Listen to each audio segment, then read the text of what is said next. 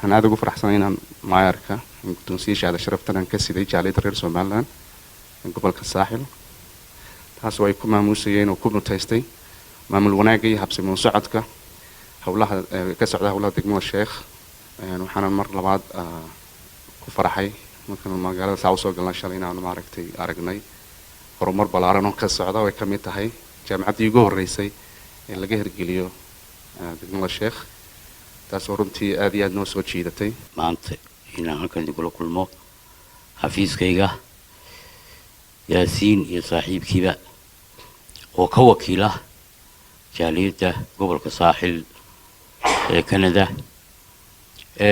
marka labaadna waxaan doonayaa inaan idinka mahad celiyo dhammaantiinba maamuuska ay soo samayseen oo runtii qiimo badan saaka aniga igu fadhiya waxa weeye wuxuu leeyahay xasuus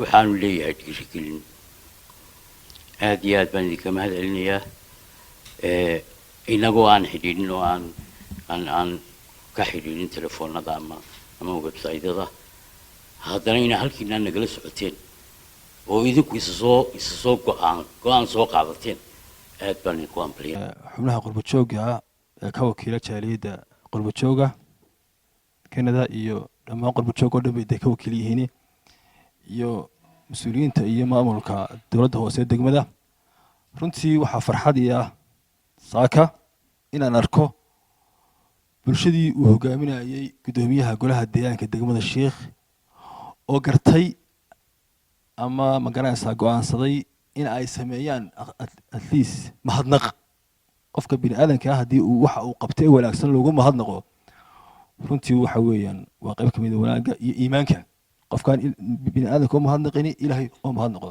wadana gudoomiye anigoo aad odaygii guud ee population-ka aad ka mid ka tahay odaygana aad u tahay waxa farxadii ah inaan arkay bulshadii aad odayga u ahayd oo kugu maamuusaya ama kugu karaameynaya waxqabadkaaga iyo dulqaadkaaga nimanka qurba joogtayna runtii waxa leeyahay qaban kareen way qabteen in badan bay caawiyaan waxaad moodaa magaalada badankeeda iyadoo waxay ku nool yihiinba ilaa markii ay qaxootiga ka soo galay caawimo ka timaado shilinka yimaadeen dabada un ka yimaada Allah barakeeyo wanaagsan waxaan soo leenahay degmada gaar ahaan maanta u soo jeesateen focuska noo saar waliba wax ka qabta inta uu ka hadlay maxay ahayd ay priority-ga leedahay agoomaha badan iyo naafa jirta curyaamiin baa jira dad daral isaga dhintay oo ma garanaysaa agoomo fara badan baa jiro kuwa ugu sii muhiimsan waxa weeye in kuwa loo naxariisto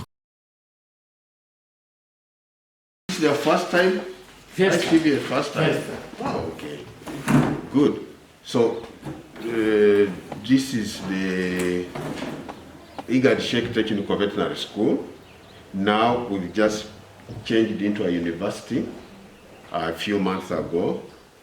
It started as Sheikh Technical Veterinary School, and the mayor is one of the elders that were instrumental in setting up the school. So the school was set up to offer veterinary courses for our youth. The school started operating in 2005. So we've been operating now for 16 years. And during that period, we have had more than 300 students who have graduated by diploma. Actually, we started as a diploma in animal health. But now we offer a degree in dryland agriculture. But starting this year also now we're offering a degree in animal health. So it's a relatively small school, but we focus on quality. So for us, our focus not the big numbers. We're not like other universities elsewhere, you have thousands of students, but us is just a small, because we came from a humble background, and our students, we need to give our students attention, hands-on, and so on. So now, because of that, our students, many of them have progressed. They are working in a lot of important institutions in the country, mostly in the Ministry of Livestock, where they are working with NGOs, some working with the UN agencies, Some of them have progressed with studies. Some of them are now in the Western countries. We are studying in Europe. Some have, moved to the US, something like that. But generally, that's what we do, what we offer. And now we also offer dryland agriculture.